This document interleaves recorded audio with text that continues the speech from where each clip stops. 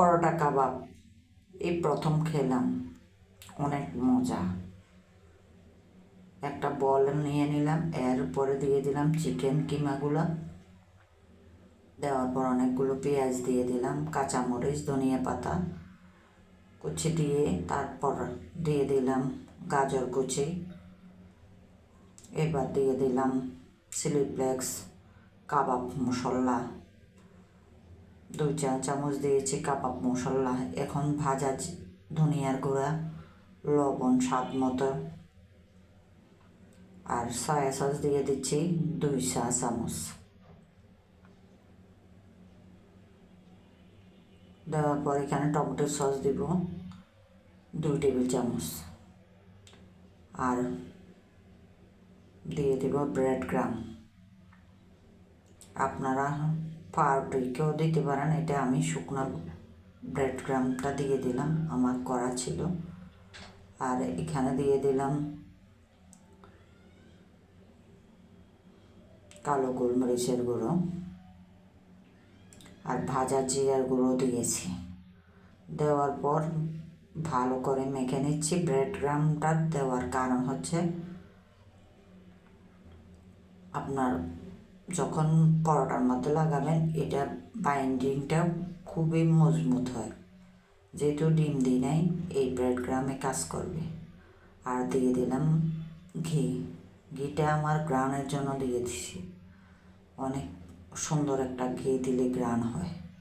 এখন একটা পরোটা নিলাম, পরোটার উপর অল্প অল্প করে এই কাবাবটা আমি একদম ফুল পরোটার মধ্যে লেগে দিলাম। লাগানোর পর এবার একটা চুলার উপর আবারও পাইপেন নিলাম, এর উপরে একটু সয়াবিন তেল দিয়ে দিলাম, হালকা গরম হয়ে আসছে। এখন আমার পরোটাটা দিয়ে দিলাম। এখন এই পিঠ হয়ে গেছে, ওই পিঠটা উল্টে দিচ্ছি।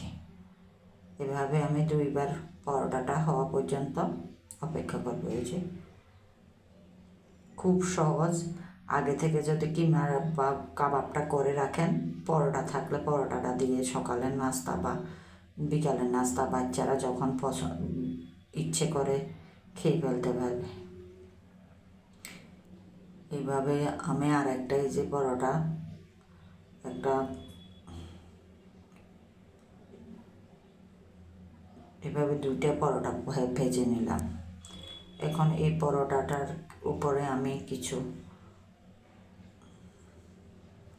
বাঁধাকপি দিব, আপনারা শসা, ক্যাপসিকাম যাই থাকে, টমেটো, আমার কাছে এত কিছু ছিল না।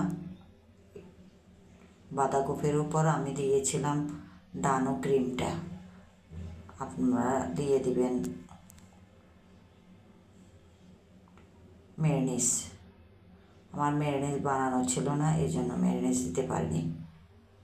এখন এইভাবে ভালো করে বটে, মোটা ভাঁজটা যেন খুলে না, এই জন্য ভালো করে টাইট করে এটাকে বটতে হবে।